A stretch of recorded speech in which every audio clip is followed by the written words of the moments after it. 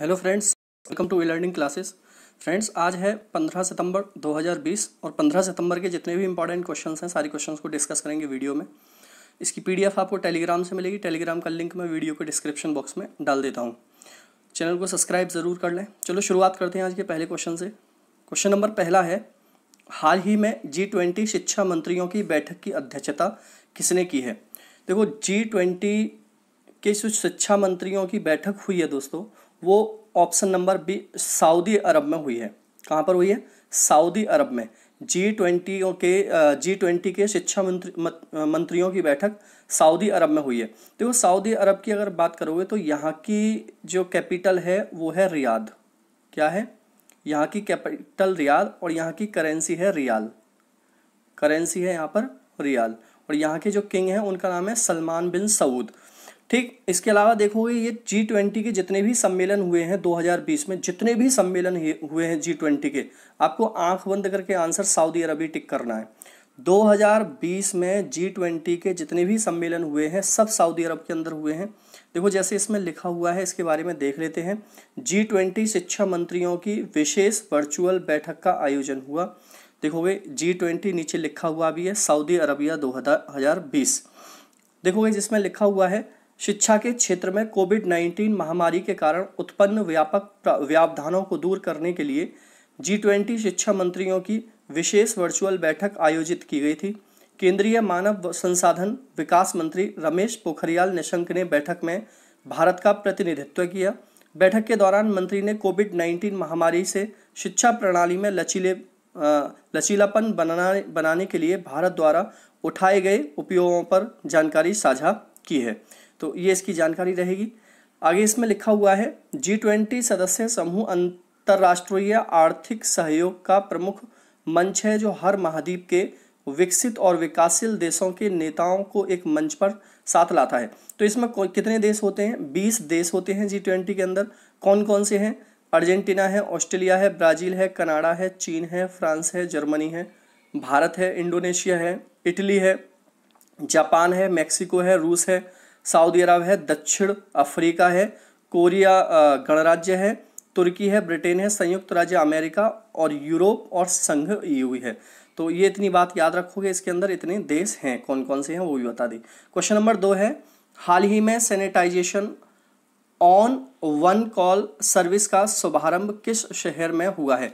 Sanitisation on one call, देखो एक ही call पर क्या हो जाएगा? सैनिटाइजेशन हो जाएगा जिस मोहल्ले में आपको कराना है। तो इसका उद्घाटन हुआ है ऑप्शन नंबर ए लखनऊ में। कहाँ पर हुआ है?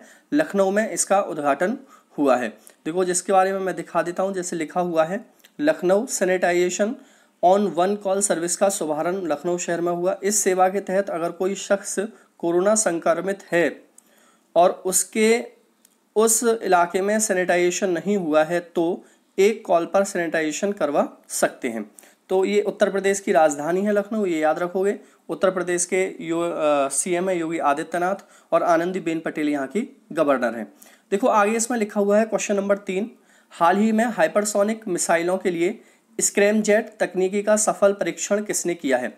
हाइपरसोनिक मिसाइलों के लिए स्क्रैमजेट तकनीक का सफल परीक्षण किया है ऑप्शन नंबर बी DRDO ने। किसने किया है? DRDO ने इसका सफल परीक्षण किया है। देखो, सबसे पहले मैं DRDO की बात कर लेता हूँ। यहाँ पर DRDO की स्थापना हुई थी 1958 में हुई थी। ये काफ़ी इंपॉर्टेंट रहती है डेट। इसके अलावा इसका हेडक्वार्टर है न्यू दिल्ली के अंदर। कहाँ पर है? न्यू दिल्ली के अंदर इसका हेडक्वार्टर है। इसके अलावा इसके जो हेड हैं उनका नाम है G सतीश रेड्डी। क्या नाम है? G सतीश रेड्डी इसके हेड हैं। तो इतनी बात इसमें याद रखोगे, काफ़ी इंपॉर्टेंट है DRDO के बारे में जानकारी। बाकी इसमें देखो लिखा हुआ है, भारत की रक्षा रफ्तार को दुनिया करेगी नमस्कार, हाइपरसोनिक मिसाइल तकनीकी के क्षेत्र में बड़ी छलांग। ये आपके लिए मैंने दोनों पिक्सेस लगाई हुई हैं यहाँ पर।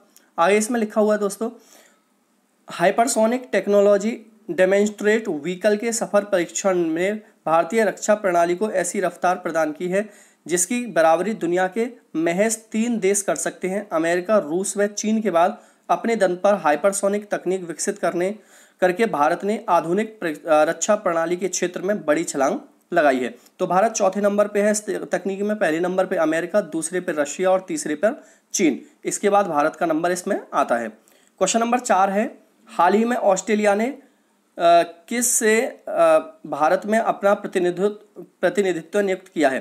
तो काफ़ी इंपॉर्टेंट है। ऑस्ट्रेलिया ने किसे, यहाँ पर ये वर्ड जो है किसे, भारत में अपना व्यापार प्रतिनिधि नियुक्त किया है। भारत में अपना व्यापार प्रतिनिधि ऑस्ट्रेलिया ने किसे नियुक्त किया है? तो इसके आंसर होंगे सी, लीसा सिंह और मैथ्यू हेडन। लीसा सिंह और मैथ्यू हेडन दोनों को ऑस्ट्रेलिया ने भारत में अपना व्यापार प्रतिनिधि नियुक्त किया है।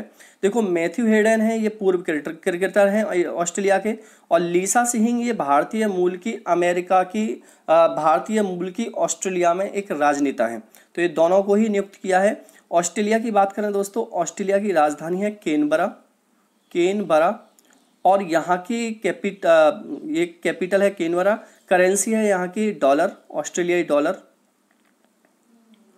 और यहाँ के जो पीएम हैं उनका नाम है स्कॉट मॉरिसन। पीएम का नाम क्या है? स्कॉट मॉरिसन यहाँ के पीएम का नाम है। तो इतनी बात इसमें याद रखोगे। बाकी इसमें जैसे मैंने पिक्चर लगाई हुई है, ये है मैथ्यू हेडन जो पूर्व क्रिकेटर हैं ऑस्ट्रेलिया के, और ये लीसा सिंह जिन दोनों को व्यापार प्रतिनिधि भारत में चुना है ऑस्ट्रेलिया ने अपना। ओके, आगे आते हैं क्वेश्चन नंबर 5 पर। हाल ही में पत्रिका द्वार का उद्घाटन कहाँ किया गया है? पत्रिका द्वार, ठीक है, ये पत्रिका द्वार ऐसे वाला द्वार है, ठीक है, जो गेट होता है। पत्रिका द्वार का उद्घाटन कहाँ हुआ है? तो आंसर होगा दोस्तों इसका ए, जयपुर में पत्रिका द्वार का उद्घाटन किया गया है। कहाँ पर हुआ है? जयपुर में। देखो इसका मैं एक पिक्चर दिखा देता हूँ। ये है पत्रिका द्वार जिसका उद्घाटन हुआ है जयपुर के अंदर। बाकी इसमें लिखा हुआ है हाल ही में प्रधानमंत्री द्वारा जयपुर में वीडियो कॉन्फ्रेंसिंग के माध्यम से पत्रिका गेट, इसको द्वार भी बोल सकते हैं हिंदी में, का उद्घाटन किया गया। प्रमुख बिंदु में क्या है? गेट का निर्माण राजस्थान पत्रिका प्रकाशन समूह द्वारा जवाहरलाल नेहरू मार्ग पर किया गया है। आगे देखोगे इसमें लिखा हुआ है यह जयपुर विकास प्राधिकरण के मिशन अनुपम के तहत एक स्मारक के रूप में बनाया गया प्रतिष्ठित द्वार है। और इसमें आगे भी लिखा है दोस्तों, यूनेस्को द्वारा विश्व धरोहर स्थल के रूप में जयपुर को मान्यता दी गई है। पत्रिका गेट का निर्माण इसी को ध्यान में रखते हुए किया गया था। वर्ष 2019 में जयपुर ऐसी मान्यता प्राप्त करने वाला अहमदाबाद के बाद देश का दूसरा नगर बन गया है। भारत में 38 विश्व धरोहर स्थल हैं, जिसमें 30 सांस्कृतिक स्थल, 7 प्राकृतिक स्थल और एक मिश्रित स्थल है। ये काफ़ी इंपॉर्टेंट है। भारत में कुल कितने धरोहर स्थल हैं विश्व? तो 38 हैं, 30 सांस्कृतिक हैं, 7 प्राकृतिक हैं और एक मिश्रित है। ये मिश्रित काफ़ी इंपॉर्टेंट रहता है, पूछा भी गया है कितने हैं। आगे आते हैं, क्वेश्चन नंबर 6 है, हाल ही में तीसरा वार्षिक इंडो पैसिफिक बिजनेस फोरम कहाँ आयोजित किया जाएगा? तो तीसरा वार्षिक इंडो पैसिफिक बिजनेस फोरम आयोजित होगा ऑप्शन नंबर बी, वियतनाम में। कहाँ पर होगा? वियतनाम में तीसरा वार्षिक इंडो पैसिफिक बिजनेस फोरम आयोजित होगा।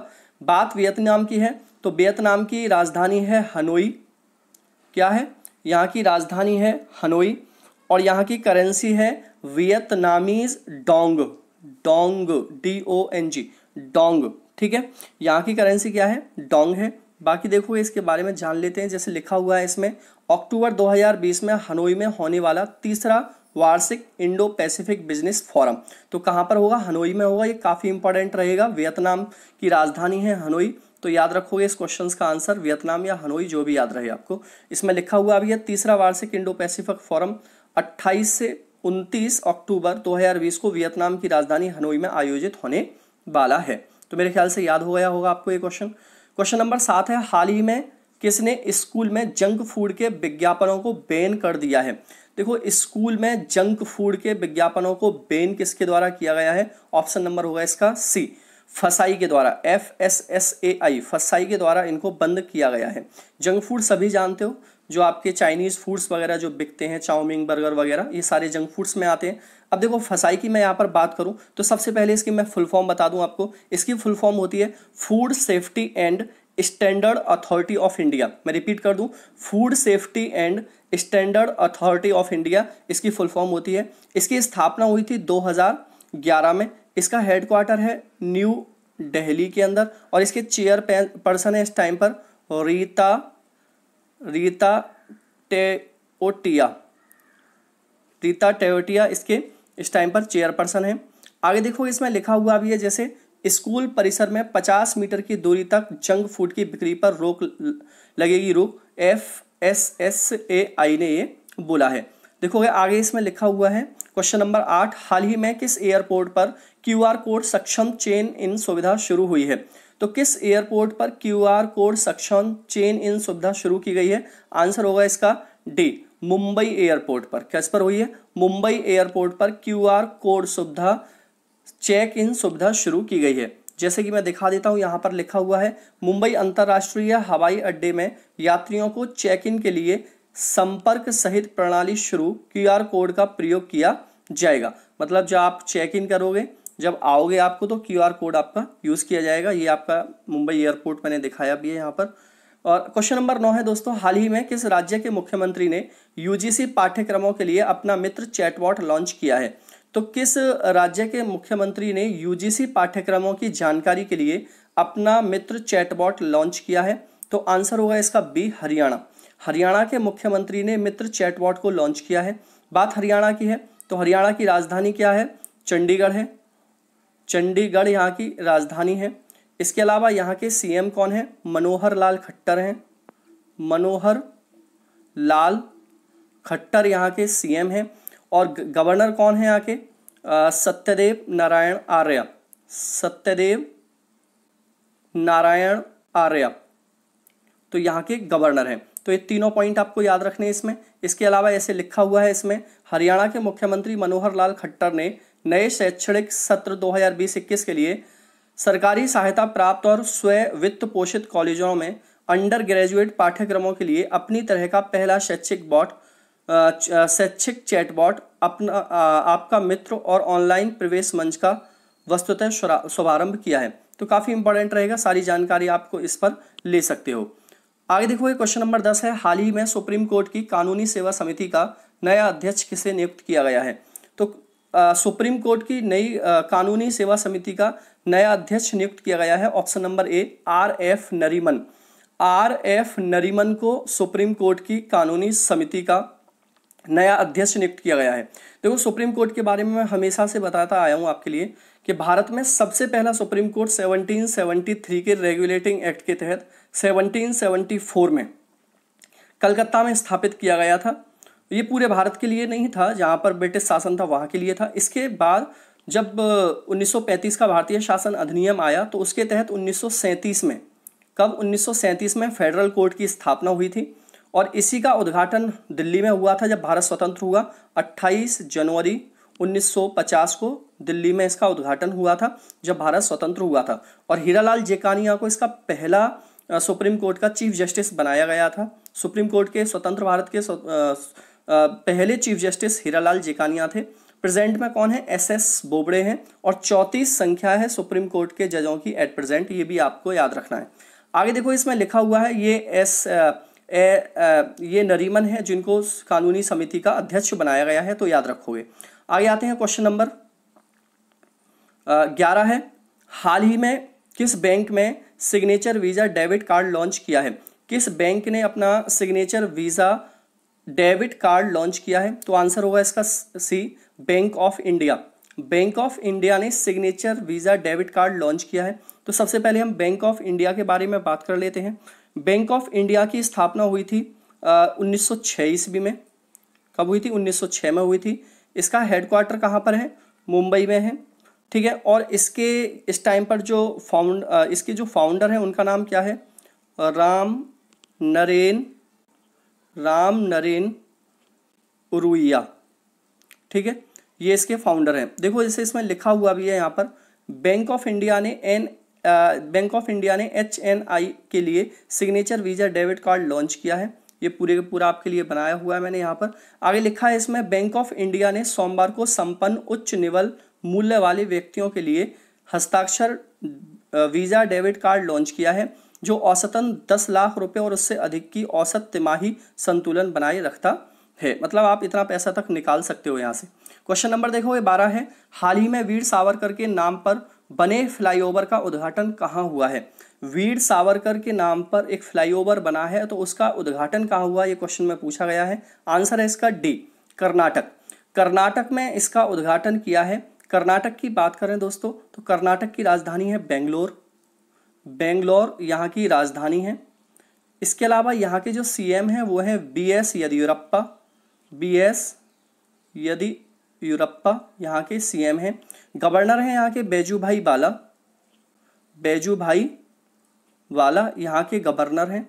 ठीक है, जैसे कि इसमें लिखा हुआ है देखोगे, बेंगलोर येदियुरप्पा ने वीर सावरकर फ्लाईओवर का किया उद्घाटन, विपक्ष ने नाम का जताया विरोध। आगे इसमें देखोगे लिखा हुआ है, क्वेश्चन नंबर 13 है, हाल ही में ऑल इंडिया टेनिस एसोसिएशन का नया अध्यक्ष किसे नियुक्त किया गया है? ऑल इंडिया टेनिस एसोसिएशन का नया अध्यक्ष नियुक्त किया गया है option number B, Anil Jain को। किसको बनाया है? अनिल जैन को ऑल इंडिया टेनिस एसोसिएशन का नया अध्यक्ष बनाया गया है। इनकी मैं एक पिक्चर भी दिखा देता हूं। देखो ये है अनिल जैन, जिनको ऑल इंडिया टेनिस एसोसिएशन का नया अध्यक्ष बनाया गया है। तो अनिल जैन के बारे में ये जानकारी रखनी है। क्वेश्चन नंबर 14 है, हाल ही में भारत ने $500 मिलियन का ऋण समझौता किसके साथ किया है? तो देखोगे भारत अभी 500 मिलियन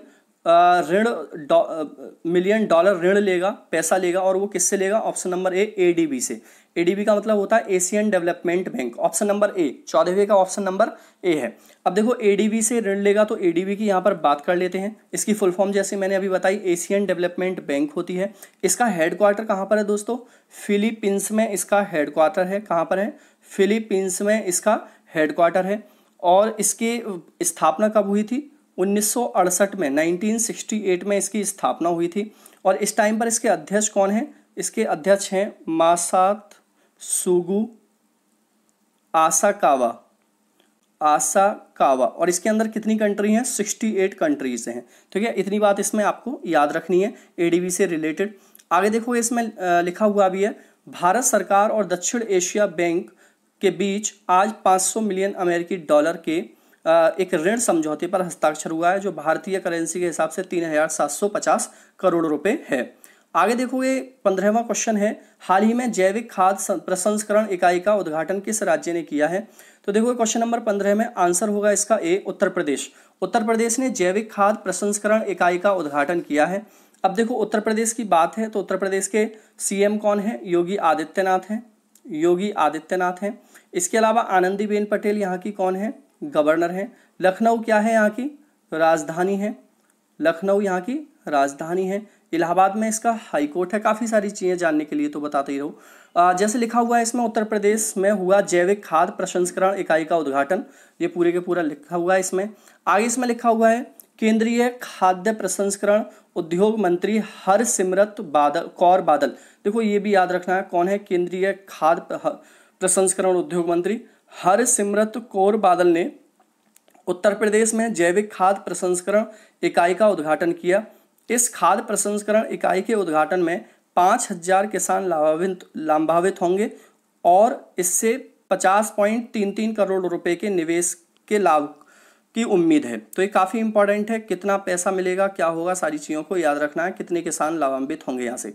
अब देखो क्वेश्चन टुडे है आज का, जिसका आपको कमेंट बॉक्स में आंसर देना है, और बहुत इंपॉर्टेंट क्वेश्चंस है।